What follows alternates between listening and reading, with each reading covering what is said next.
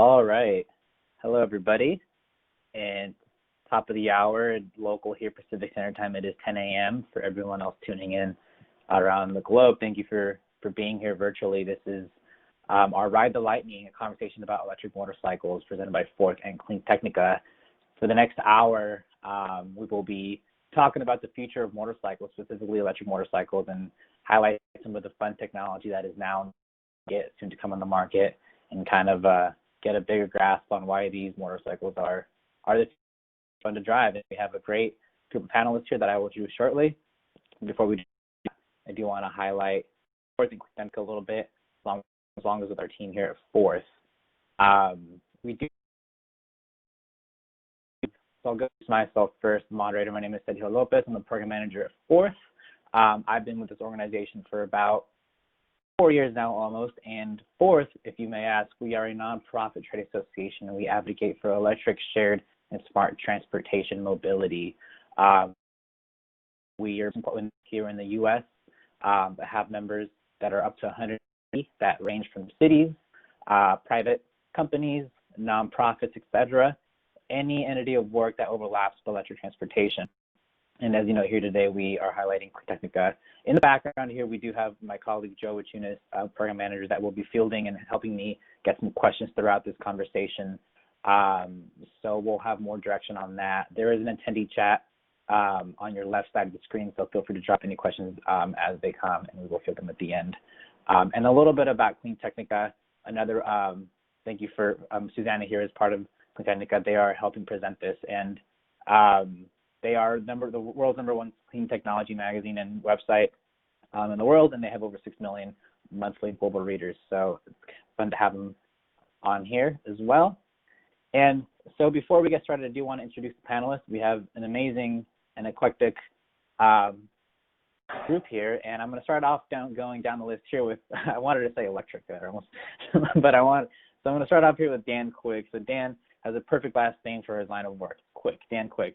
He is a veteran of the bicycle industry, as both a competitor and brand marketer, and now hails as Director of Communications for Zero Motorcycles, which is a global leader in electric motorcycles. At Zero, Dan leverages his years of brand management experience and evangelizes for the green technologies that propel Zero's award-winning product line. Dan, thank you for having us. Thank you for being here. And then we have Susanna Schick, has been an avid motorcyclist since the age of 15 when she launched her Vespa Into the Bushes. She's been covering the electric motorcycle industry on cleantechnica.com and others since 2009, and has owned a Zero FX or 2 since 2013 as her primary vehicle. Her favorite cities are car-free, and she calls Barcelona home because of the current mayor shares her values. And she is currently tuning in from Barcelona, Spain. So thank you, Santa, for joining us as well. And then we have Nick Streps, the president of Upspun, an engineering design group with the focus of EV prototypes. Nick is an e-motorsports veteran. He's led race teams to 3 consecutive Isle of Man TTT victories. He's since led projects for Bultaco Motors, Acromoto, and Magna International, and his latest passion project, the Hypertech e-motorcycle, which you'll hear about during this webinar. So before we dive into the presentations and the introductions on this cool technology, I do want to talk about our schedule. We will have about 5 to 7 minutes per presenter to talk about their line of work and the motorcycles, and we will then open it up, field any questions for the discussion part of our conversation.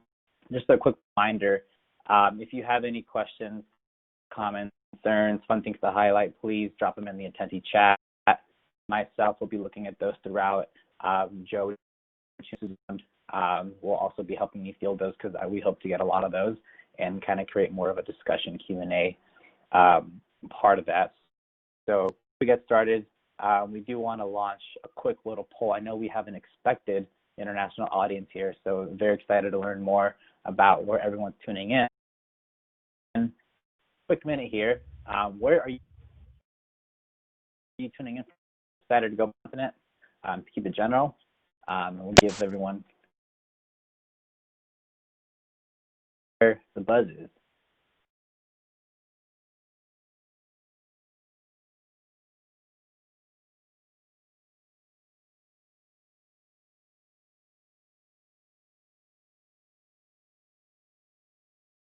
All right. Give a countdown of 5, 4, 3, 2, and 1. So I'm going to close this poll. Still coming in. All right, I'm going to close the poll.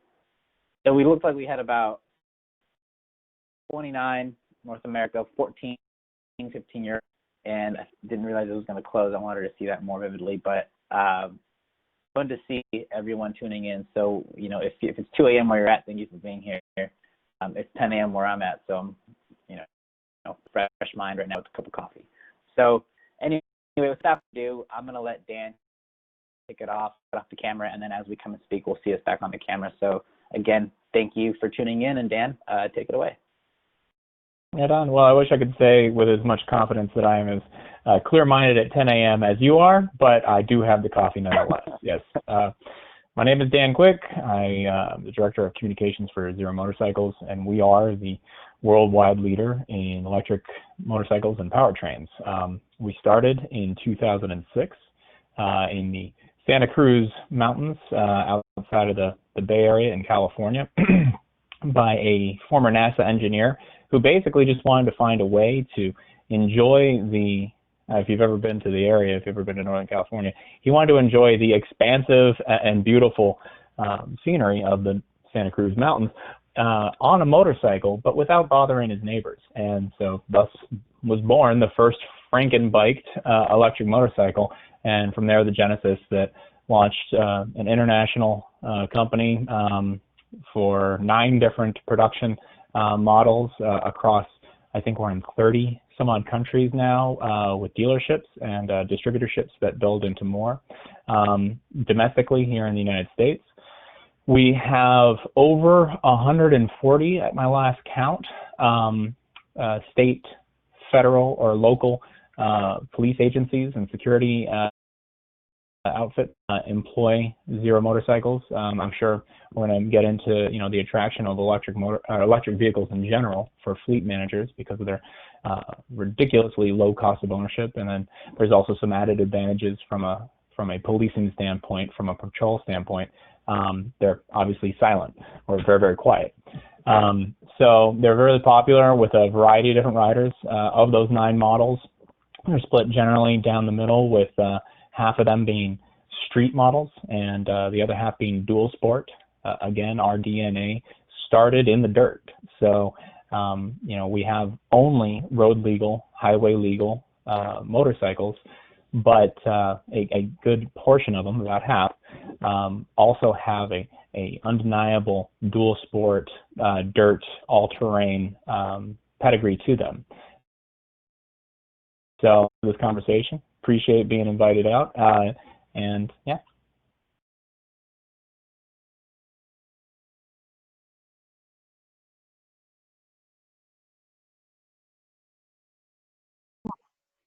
Sergio, you're muted right now. Oh, sorry. Thank you, Joe.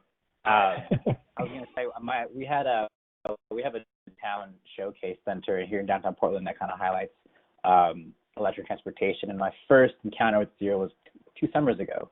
We had one down there, and we got a lot of attention on that. And then the first time I saw Zeros in action was this past winter at the One Moto Show here in Portland, and there was a flat track racing cycle, and the entire arena went silent, and it was amazing. Everyone was definitely alert. So yeah, that was something else. It's not very often that you get to cheer on your racer in a flat track indoor event and be pretty confident that they can hear you. Yeah, and from what I understood, I think it was the first ever electric flat track event in history. I believe we can say that pretty confidently. Right on. So thank you, Dan. So next up we have Susanna Schick from Clean Technica. Anna? Hi, Sergio. Hi, everybody. It's nice to see people here to hear us talk about electric motorcycles. And I mean, if we're just doing introductions right now, I'll just tell you I've been, like what he said, I've always been obsessed with motorcycles, and I love not sitting in traffic. I never had the patience. I never had much patience. And so motorcycling for me was the perfect vehicle. Oh, wait, no, sorry. I lived in California most of my life, and, lane sharing is legal. So it's kind of interesting to think that you guys are based in Oregon, so that's challenging. And that's something that I think the motorcycle industry really needs to get behind and start pushing to legalize in every state in America, because here in Europe, in actually the rest of the world, it's perfectly legal and it's the best way to get around. One thing I love about Barcelona when I first moved here, it's just everyone's on two wheels. And so you never have to sit in traffic. The traffic flows really well because the vehicles are smaller, period. And so it just makes sense. And, moving to electric, it's even better because we're not polluting the atmosphere and, causing global warming. So that's something that is really important to me. And it wasn't always important to me. Like, it was always important to me to ride. And then as I started to discover that, global warming was going to happen and things were bad, and our behavior in the U.S. Disproportionately affects people in other countries. So I really wanted to start getting involved in that. And it took a while before there was an electric motorcycle that really met my standards, and it was a zero. And so I'm really happy with what they've done and how they've been developing their bikes. And I'm not sure what else I need to say in the intro, but I guess we'll go into conversation. So.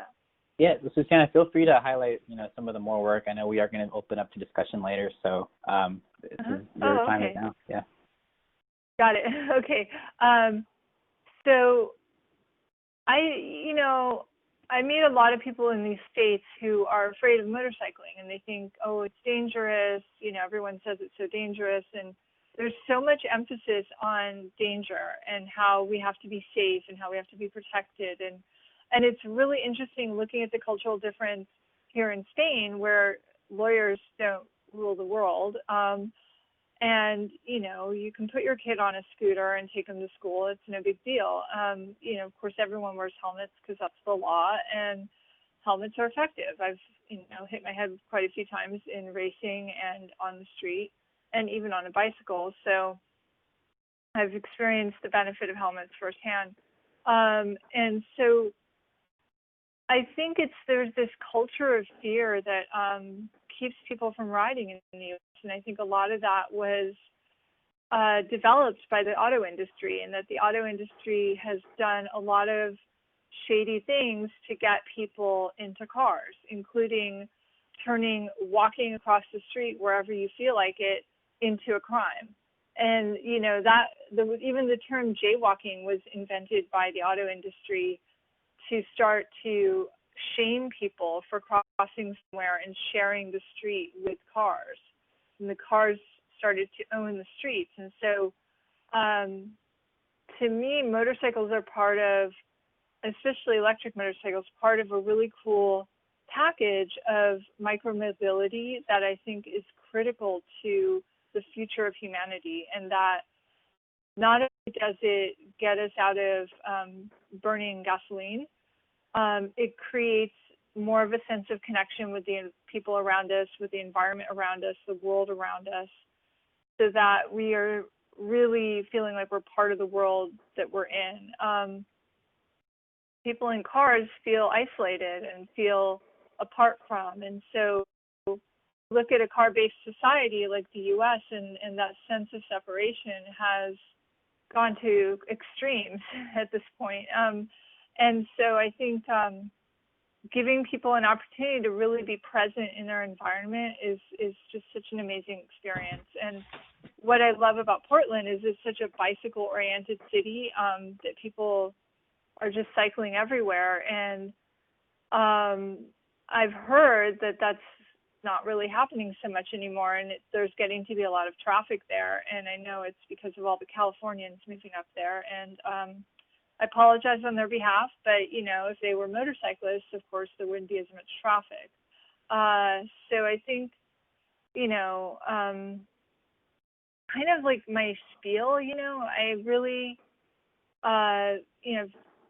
been just I work in the fashion industry, so I work in an industry that's completely unrelated to motorcycles, but I just love commuting on my bike. I love riding my bike. I love riding my bike on the weekends.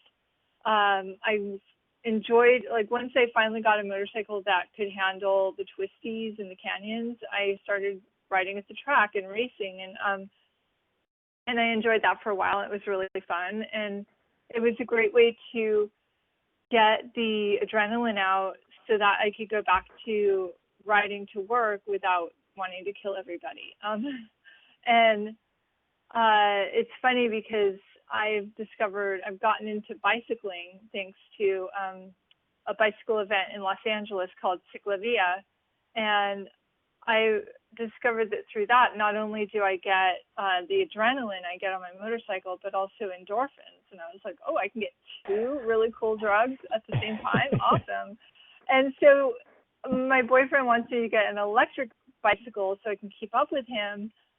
But then, and that's fun to ride. It's so much fun to ride. Oh my God, you can do things on an electric bicycle I couldn't even imagine doing without one.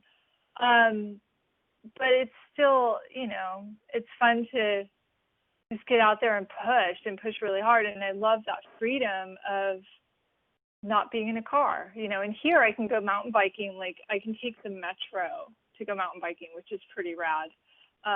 So I think, that's my 2 wheels rule the world.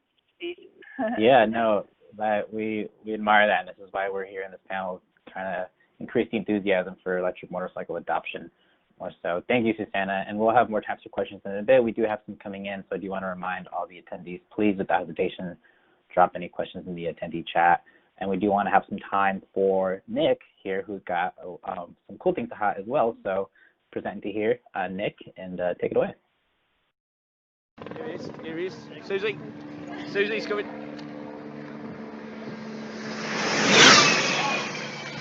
Fucking hell. Jesus. Like a rocket.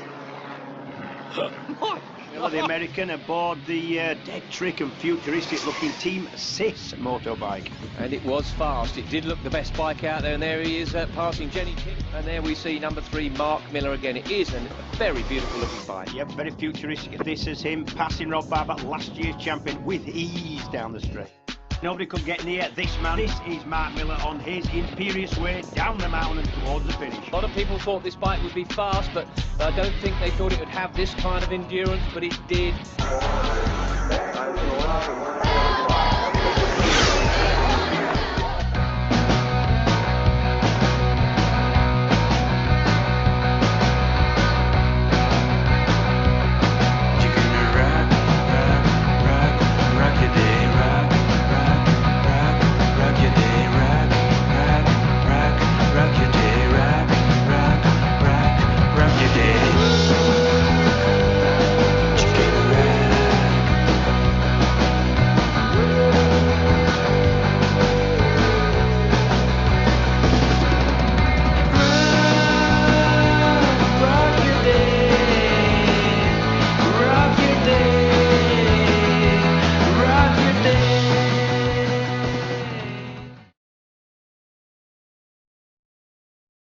Okay, so those are the things that Susanna and Dan and I all find super exciting about two-wheel transportation, and why we get out of bed and do this kind of thing in the morning.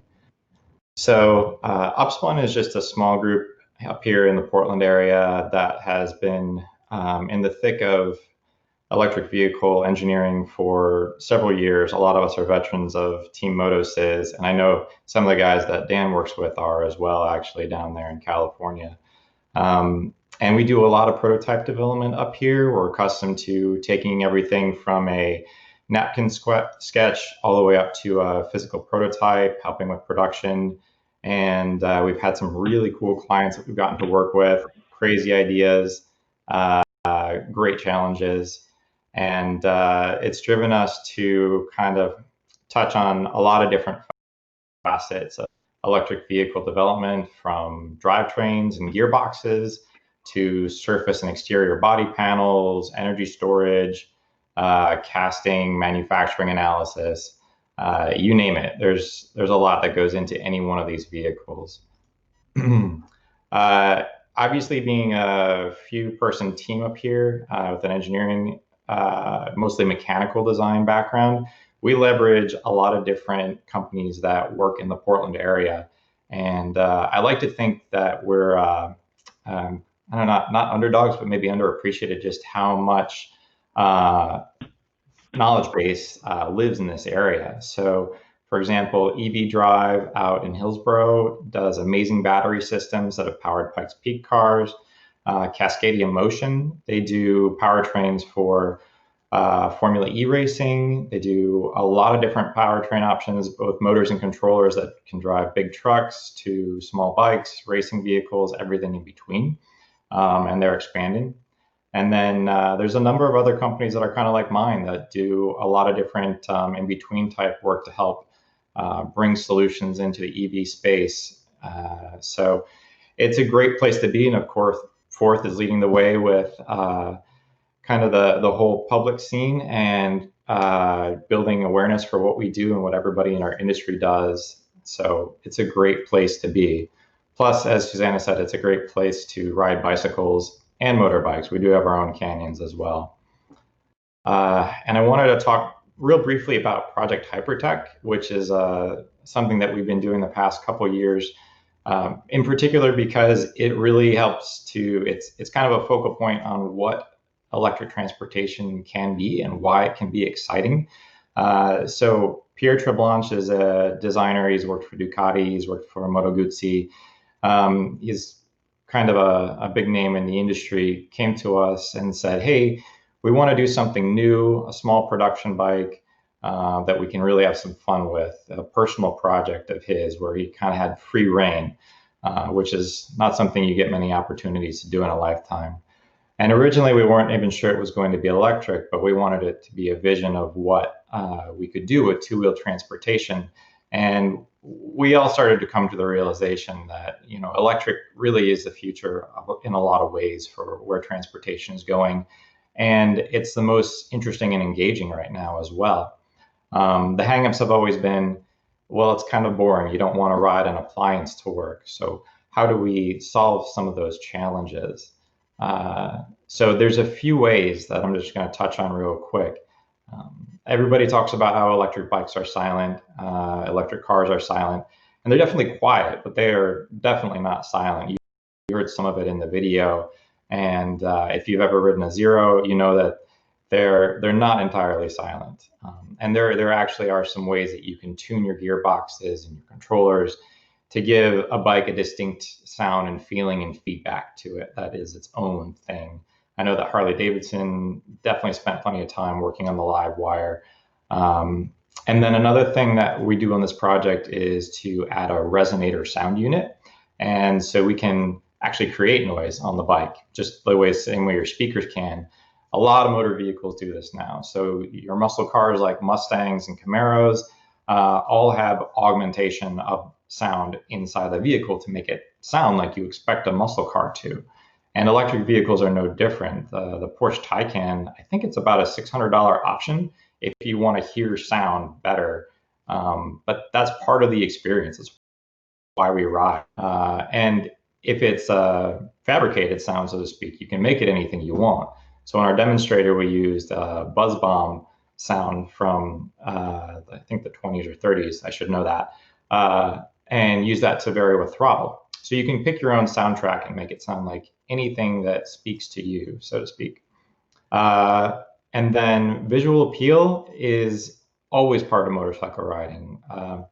You know, I love Barcelona, where Susanna is, because it's a terrific place to commute on two wheels. And people really love and celebrate the culture of motorcycling. And I miss my time living there as well when I was working with Bultaco. So, you know, you buy a motorcycle that you want to fall in love with. You have to look at it and think, yes, I want to hop on that and go rip today. And that can be different, whether it's dirt, whether you like the naked look of the SRF, or whether you want the full fared, sleek looking SRS that Zero makes. There's a little bit of something for everybody. On this bike, Pierre's goal was to make everything very raw and expressive. So all of the electronic bits are not hidden away under body panels. It's a little challenging because it means you have to route everything internally perfectly to get that to work, and it's not without its challenges and trade-offs as well. As you can see, it's actually, from an aerodynamic standpoint, a little bit dirty.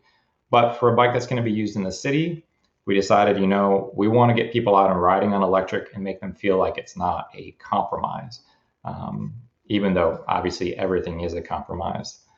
And then a couple other things. We added a clutch and a lot of adjustability and ride height adjustment. A clutch on an electric vehicle is really not important at all because you've got one gear. There's no real reason to have a multi-speed gearbox. But with the clutch, you can rev the engine, you can do burnouts, you have a different feel, a different way to modulate power. And it's part of what we really enjoy about riding, and it's important to others. I'm not saying that it necessarily needs to make its way into every production bike, but it's something we want to include to really strike that chord. And just to wrap up a little bit about why we decided electric was the way to go, mostly in addition to there being more freedom and flexibility in a new space, it's important more altruistically, where motorcycle emissions really are kind of a hidden dirty secret in the industry as well. I feel like in California, where Susanna grew up and where Dan is, by the last study that I read, motorcycles, even though there's more ridership in California, they only account for maybe 1% of vehicle miles traveled. But because motorcycles don't have catalytic emissions on board, they've been shown to be responsible for almost 10% of the smog producing chemicals that are emitted by all vehicular travel, or at least passenger travel. So even though, volume-wise, the gases are small, it's kind of a big deal. So what Dan is doing in making, zero motorcycles as accessible and as high volume as possible is absolutely important going forward. And so I'm excited to continue the conversation here with everyone. Thank you, Nick, for that presentation. Fun stuff building there. So again, please drop in the attendee chat. We're going to get into the discussion portion of the Q&A. Before we do that, we do want to get a feel of the room and see who here in virtual attendance, has ridden an electric motorcycle before. And Joe's going to help me out and pull this up quickly. And question is as simple as, have you ever ridden an electric motorcycle?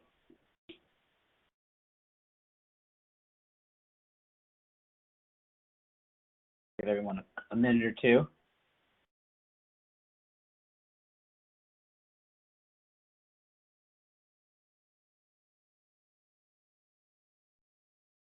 Our dealer locator to correct this situation. I know last time I closed the poll, there's some buttons I didn't know existed. So this time you'll get to share results. What these numbers are. So I'm going to do that in a few seconds now. Last call. All right. So we got about basically almost 50, 25, 25, I'd say, if we round it. About 53% saying never. We've gotten 24% saying, yeah, I own one, and then 24 saying, yeah, I have. So I think that's a pretty good balance, knowing it's such a new industry.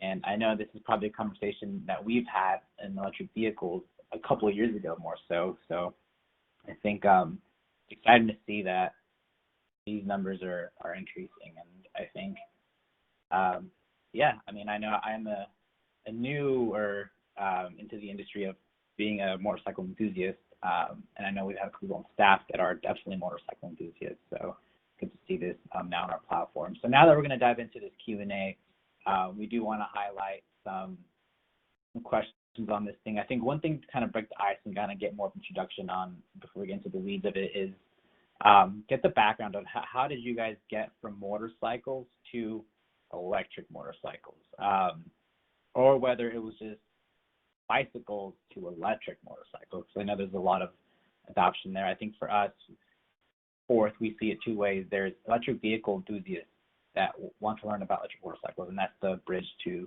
that industry. And then there are people who don't know much about motorcycles at all, but like to ride bikes and are into the, non-CO2 component of this work, that are interested in motorcycles. And I think I can speak to some volume of that. So how did you guys get to where you are now? Did you guys see yourself working with electric motorcycles at all? And, a few years ago, at least?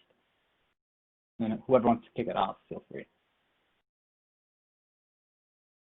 I'll start, which is kind of a lead into Zero. I was riding since 1985, and I was at the MotoGP race at Laguna Seca in Monterey, and Zero had a booth where they were giving demo rides, and you could take a little demo ride around the course, not on the track, but in the roads around the track. And I signed up for it. So that would be fun to try this out. And, I'm into sustainability. I just finished my MBA in sustainability and really wanted to, green my environmental footprint. And so I took it for a spin and was really disappointed. It was gutless. It had no power. It was just like, I can't ride this in LA. I'll get creamed. And this was in 2009. Okay, or no, 2008, no, 2009, sorry, summer of 2009. And I decided, I was working for the parent company of Important Media, which owns Clean Technica and other blog sites. And I, asked my boss, hey, can I write a review of this bike? And so I wrote a review of it, and that was the start of my blogging for Clean Technica. So they kind of went hand in hand, and I kept demoing the Zeros each year, and by 2013 I was like, this is a real motorcycle. This is something that I will destroy traffic on in Los Angeles. So that's when I was able to buy one. Yeah.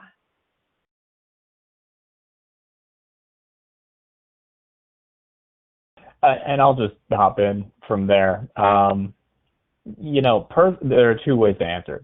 My personal path and the trajectory of the company are two things. Obviously, I started with two wheels from the bicycle industry. So the first experience I had with anything electrified in that sense was a pedal assist bicycle. And I remember at the time when they were really quite new. Now, caveat, Yamaha has been making them since the early 90s or late 80s. They just weren't available here. But when they were relatively new here domestically in the States, they were really divisive.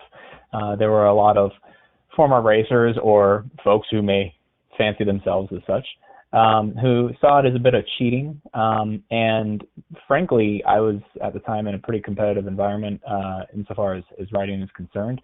And I could not help but giggle. Like, it is ridiculous to have the pedal assist bicycling experience. And so, fast forward into motorcycles. I still own a gas motorcycle. Somebody who, possibly Nick, you worked with, he designed a Guzzi. I still have a great appreciation for, and I think that there is still a great importance for having the skills to ride a gas motorcycle. I think it's one of those things that I would classify as, being an important life skill, especially if you happen to be traveling internationally, if you happen to find yourself in Barcelona or, in certain parts of Asia or Africa or really anywhere outside of the United States. Being able to drive standard transmission automobiles and being able to drive or to pilot gas-powered motorcycles will serve you well, and you'll find that the world will get a lot smaller. However, from an experiential standpoint, man, I couldn't have said it any better than Susanna just mentioned. When you throw the leg over a modern electric motorcycle, ideally a Zero, but any one for that matter, you are treated with a riding experience unlike anything else available on the road. One of the things, and I haven't been able to obviously keep track of all the comments while I've been paying attention, but one of the things was something that someone was missing, the manipulation of a clutch in his or her riding experience. And there are a lot of preconceived notions a little bit of to investigation about what riding an electric motorcycle is like. And we found that the experience can be distilled down to really only the essentials of motorcycling by the introduction of an electric drivetrain. Without all of the, the cacophony of noises and sounds and staccato accelerations and everything that accompany a gas motorcycle, because they have been very much inseparable from the motorcycling experience prior to electric motorcycles, people assume that they are, essential to that experience. When in fact, we've found more often than not, especially with our owners, once they start riding an electric motorcycle, it's not a question of missing or learning to live with missing the things that they thought they loved, so much as realizing how much they didn't need them, and realizing how much the simple act of, an effortless acceleration and riding on two wheels really is all the evocative experience of motorcycling that they require.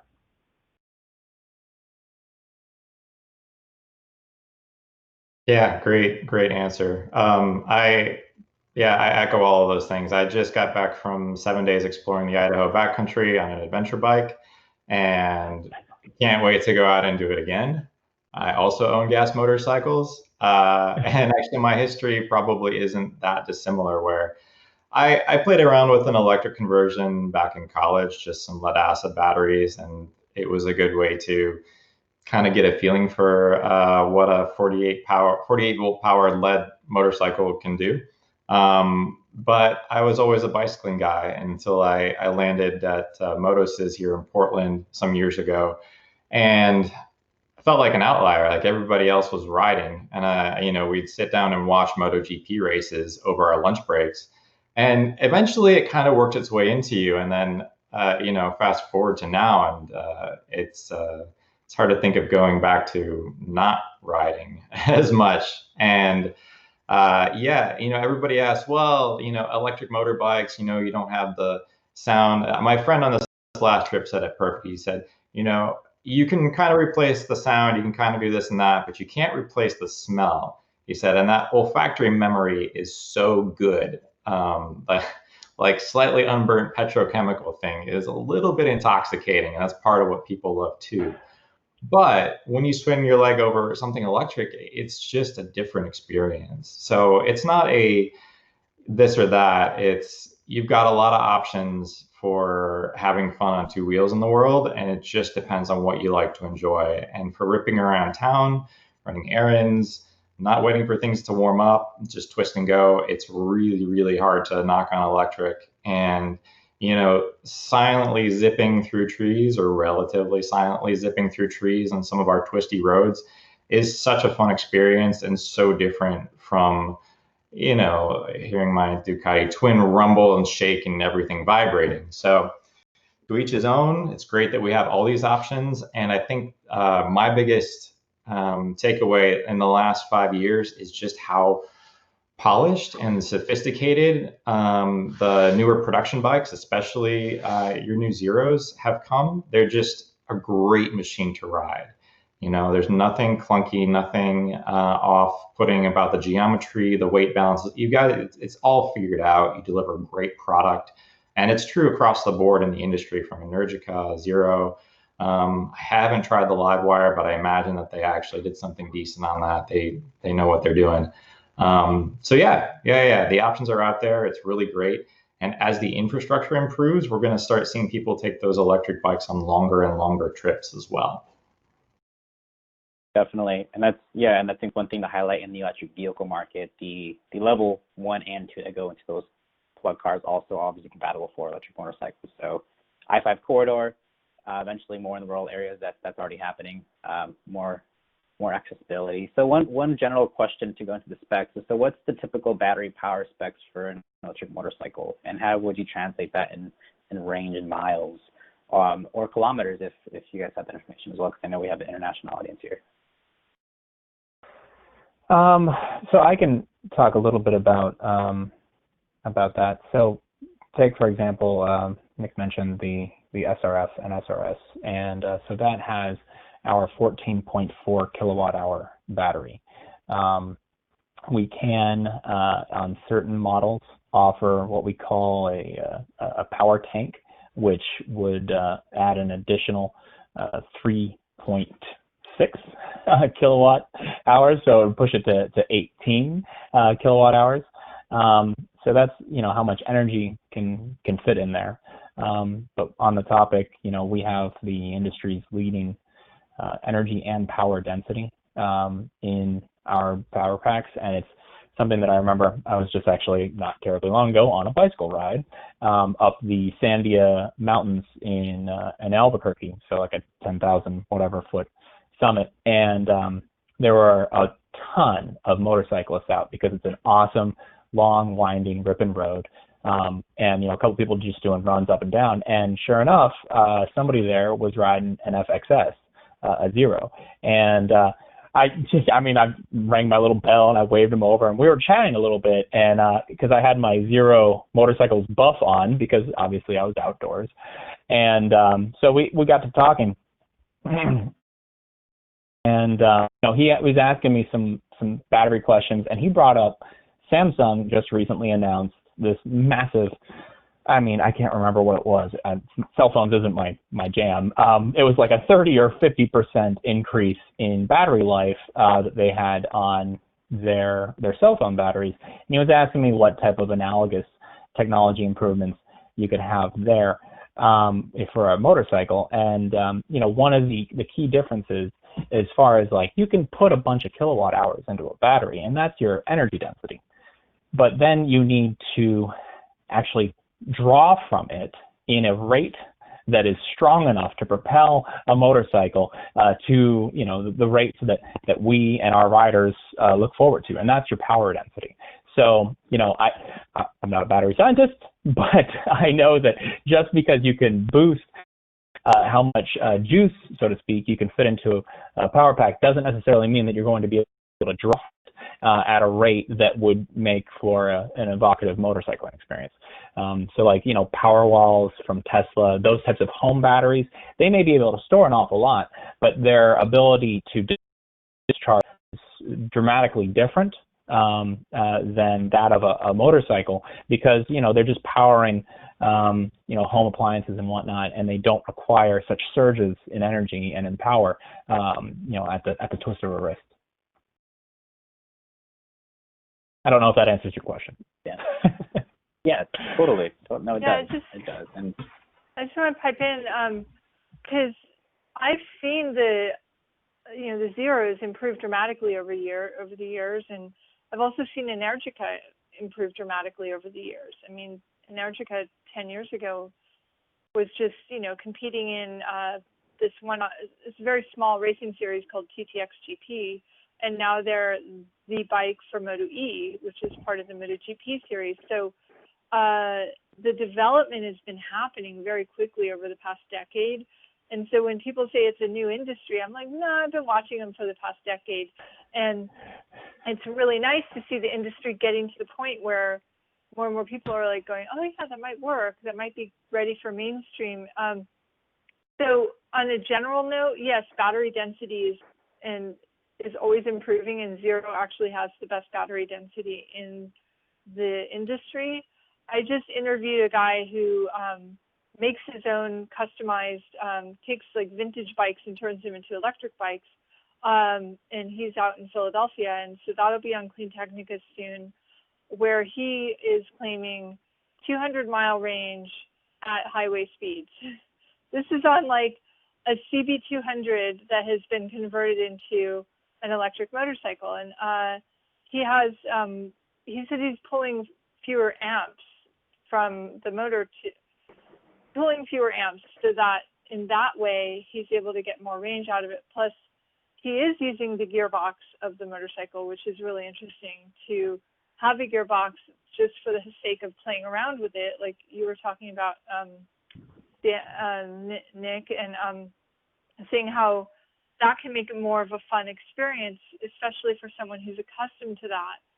Moving from my gas motorcycle to my electric motorcycle, I really felt for a while there was this ghost reaction, you know, like I'd lost a limb trying to use the clutch and it's not there. But I got used to it, and I really got easier to launch, you know, the electric bike than the gas bike. And I just want to say really quickly, you guys were talking about the silence, and I love the silence now. Like, I'm so much calmer when I ride, and then I get on my gas bike, which is the Yamaha R1, which is actually for sale, and I really would love to do the trade-in thing that Zero's offering, except I don't know how I'm going to trade it in California and buy a Zero in Spain, complicated. But in any case, get on the R1, it's so angry. The motorcycle sounds so angry. It just is impossible to ride calmly. I mean, it's designed, it's really only fun when you're close to 100 miles an hour and higher. And below that, it's just, you know, it's not meant to go that slow. So it's angry that it's going that slow, whereas the FXS, like, wee, all the time, no matter what. You're always having fun. And so, yeah, sorry. Yeah. No, I think that's great. I may know a guy who could help you out. Go ahead, Dan. Oh, no, I'm sorry. I was just being silly. Susanna, I may know a guy who can help you out. Yay! Awesome. No, this is a good segue transition from going from range to design. We have a really highlighting question here. So motorcycles seem to be designed and marketed predominantly for men. How can rolling out electric motorcycles be an opportunity to make motorcycling more inclusive and inviting to women and internationally grow that market? I can talk about that too, if you don't mind, being the female in the industry. I didn't need anyone to market me anything, and this is not where I'm going with this. It's just where I'm starting my own personal experience. I was always obsessed with them. I'd always see them and look at them and turn and go, wow, what's that noise? What is that? And my best friend went for a ride on the back of our friend's motorcycle, and she didn't die. So I thought, well, you know, I'll try it. And it was so much fun. I just had to have one for myself. I just knew immediately I had to have one. And so I feel like women are sort of, you know, taught to be more cautious, to be more, you know, life-preserving, and not to just go out and try something new that people think is dangerous. And the women that I see coming up in motorcycle racing now, and it's a massive quantity of women in motorcycle racing, way more than before. Even an 8-year-old lined up in tech inspection at Button Willow Raceway next to a friend of mine this weekend. Like, these girls are just fearless. They're like, okay, let's go do this. I want to try it. Let's do it. And part of it is their families are not trying to say don't do it. My parents were like, don't ever get on a motorcycle. It's too dangerous. You'll die, even though my brothers rode motorcycles. So I didn't have parents telling me it's okay to ride. So it's something that I know. I have friends who are significantly shorter than me, like 5 feet tall. They ride motorcycles no problem. It's not a physical, there's nothing physical to keep, you know, women from riding the motorcycle. Harley Davidson has these gigantic, heavy beasts that seem impossible to ride, but they market tremendously well to women. And so that's why there are a lot more women on Harleys, I think, than on other, like, sport bikes and stuff. But my world is sport bikes, and so I know a lot of women on sport bikes. And here in Spain, everyone rides scooters. You tend to see more women on scooters and more men on motorcycles because there are more men who want to prove themselves and go that extra level and get the next level of license. Because here there's 3 tiers of licensing depending on how powerful or fast the bike is. Most people just don't need to go to all that trouble to get a super bike. You know, and I want to get a super bike again. In order to do that, I have to get the A2 and then get the A, and that's only 2 tiers. But I think for women to get excited about motorcycling is really where it comes from. Not, I mean, yeah, okay, be marketed to, that helps, but I think it also helps. So, like, I'm the biggest marketer for motorcycling because I'll ride to work, and my friends at work are like, oh, you're having so much fun getting to work. I don't want to get stuck in traffic. I'll try this motorcycling thing. And so I've influenced other women to get into it just by being an example. And so there's the biggest barrier to women in motorcycling, I think, is the salesman on the floor. If the salesman on the floor is being dismissive or, you know, making assumptions about a woman because of her gender, that gets so many women to not want to buy a motorcycle. And I've heard that story over and over again.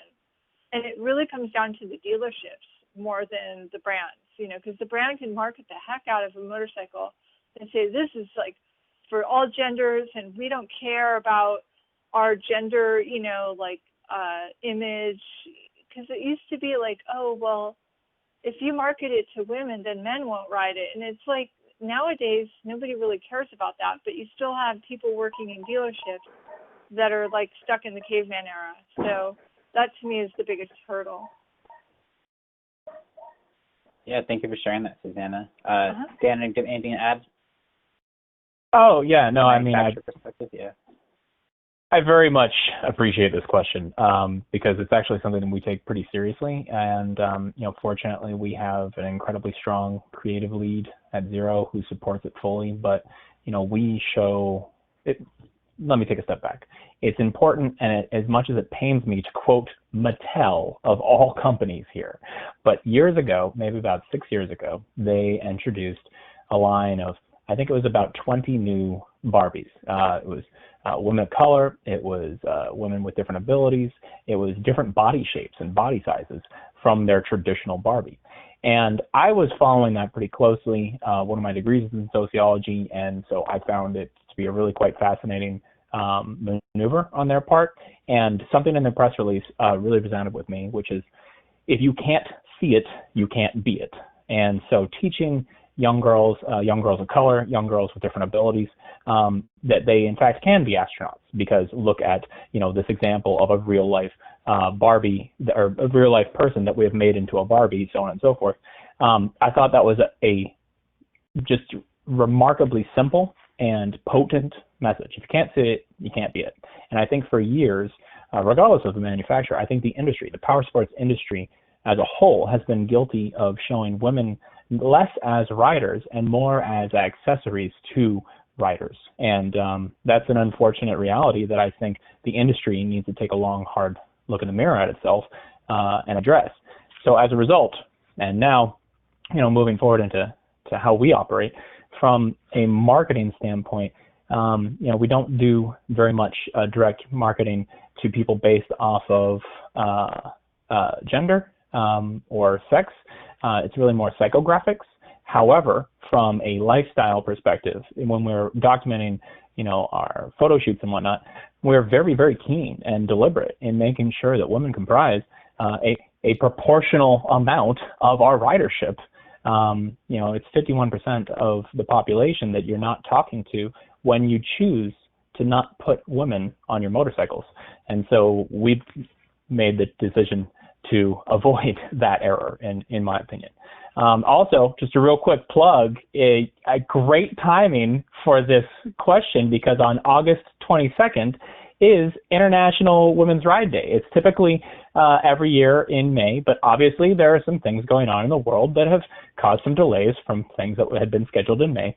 And so, you know, we're really excited to see a lot of our riders, whether, you know, it's gas or electric, participate October 22nd on International Women's Ride Day.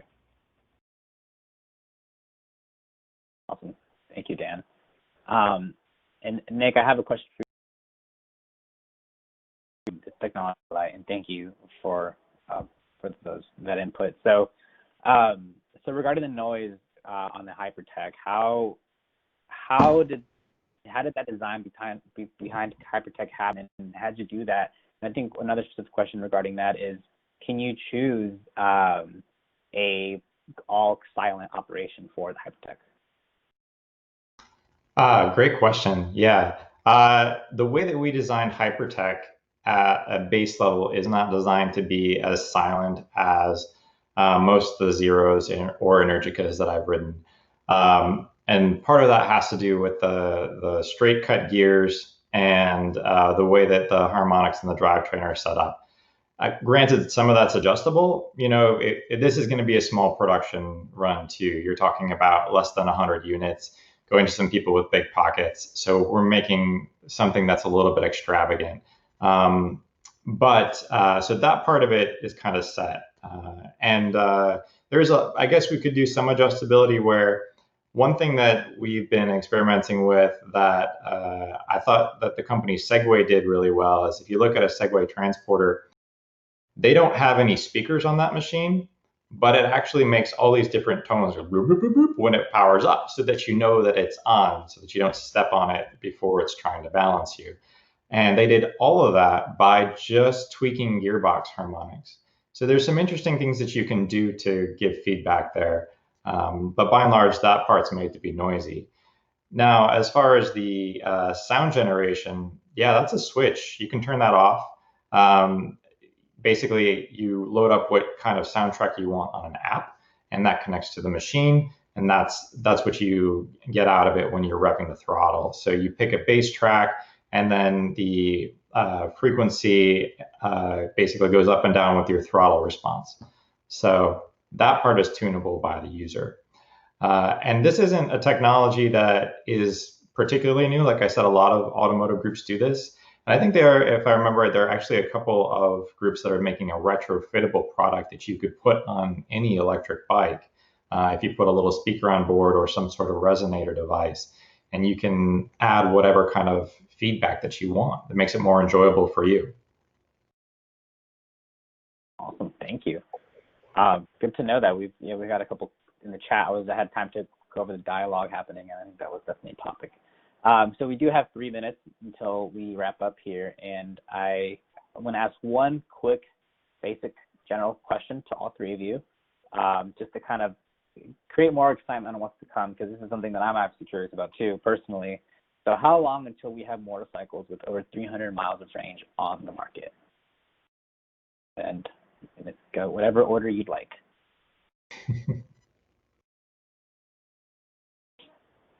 Let's see here. I'm trying to think when I've ever ridden. Oh no, yeah, okay. I've often ridden between Los Angeles and San Francisco, like many times. And that's a 400-mile trip each way. So yeah, it's nice to make that trip in a day. But I stop at least 4 times, and at my age now, it'd probably be 5 or 6, maybe 7 times to stretch my legs, take a break, eat some food, get some gas. Well, you wouldn't need to stop for gas on an electric motorcycle, but you would still need to stop and charge. So you're going to stop in that 300 miles. Like, I'm never going to go 300 miles in one stretch as I'm human. And so I think it's fine to stop and quick charge for a while. So to me, the bigger question is electric motorcycles that have batteries that are happy with quick charging, because quick charging doesn't always work with certain batteries, or it can wear them down faster. So to me, it's more about the battery durability with quick charging for the rare occasion when you're going on a road trip and you want to hit 300 miles. Yeah, well said. And from the engineering perspective as well, everything about a motorcycle is a compromise in terms of how much energy you pack on board, what kind of features you want to add, DC quick charge, et cetera, et cetera. Fortunately, battery energy density is still increasing between 3 and 4% per year. So we are always getting more range out of these machines. And I'm sure, Dan, that your Zero guys are always looking at that and thinking, at a certain point, you hit a natural peak where you say, this is as much weight and energy as I really need to have on board. The charging infrastructure is going to fill in so that you can make a road trip from here up in Portland down to San Diego. And yeah, you're still going to get off the bike and take a break because it's a safe way to ride. It's the best way to do it. So I think that in the next 10 years, we're just going to see that confluence of where the range is good enough and the infrastructure is good enough to make it a really enjoyable road trip experience. I couldn't agree more with the core points that you guys have both made. I've also done the PCH from San Diego up to the Bay Area here. And I can tell you, if you want to go 300 miles without stopping, you're going to be missing some seriously amazing lunch-eaten vistas, man. Like, enjoy the ride. But that said, I mean, the reality is people always want things to be capable for uses that maybe they don't always use. Like, take the Range Rover, for example. It's one of the most advanced four-wheel drive systems on the planet, and the vast majority of those things might see gravel at like a kid's soccer game. So it's not about whether or not it's going to actually be used for a 300-mile consecutive ride. It is a comforting feeling for that motorist to know that they have, a pretty capable vehicle. That said, historically, we've seen some benchmarks be often cited as, when electric motorcycles can achieve such and such. And, for the sake of argument, they used to be an hour charge, 200 miles range, and 100 miles per hour. And, we've achieved all of those already. If you wanted to get to 300 miles an hour, I guarantee you I'd be hard-pressed to find a journalist willing to test this one. Maybe Susanna, you want to give it a whirl, but yeah, sure. If you want to go at a certain speed, I'm sure the technology is already there for you to get, kind of hyper-miling experiences out of a motorcycle. That said, obviously, we are always innovating and constantly improving each of the component core technologies, just like Nick said. And, there are so many other factors that go into that, specifically, like mentioned, the infrastructure, that, if that's what you're aiming for as a potential electric motorcyclist, I mean, don't hold your breath, but also don't wait too long, because who knows what's in the future. Awesome. Actually, that's very I wouldn't be the insightful, one and I think it gives us. Sorry to jump in, but I wouldn't be the one Go to ahead. do that. Terry Hirschner is the avid long-distance electric motorcycle rider who's ridden across the country on his Zero multiple times, and is totally to be happy certain, to talk about how he makes that work. Yeah. Yeah, to be certain, there have been every type of magnificent journey on an electric motorcycle. We just had a couple last summer who took their Zero motorcycles DSR from, I believe, somewhere in Europe all the way down the Western Cape to the bottom of the African continent. Multiple Cannonball Run style rides. People are doing it. Amazing. That's good insight. People that, coming from the electric vehicle perspective, that's a high question. So this is definitely orange and apple kind of thing. So, well, I do want to say thank you again to Nick, Susanna, and Dan for having an hour of your day being here and presenting your knowledge and your work and all the exciting things coming. And everyone else here also is attending virtually. Thank you for attending, and thank you for creating great dialogue in the attendee chat, asking great questions. We look forward to keeping in contact. We'll have a follow-up with this presentation. I do want to give a shout-out again to Joe Achunis and Simbat Yusuf behind the scenes making this happen, other fourth colleagues, and we will all be in communication. Thank you again. Enjoy the summer days, and be well. Stay healthy. Thanks. Thank you all. Have a good day.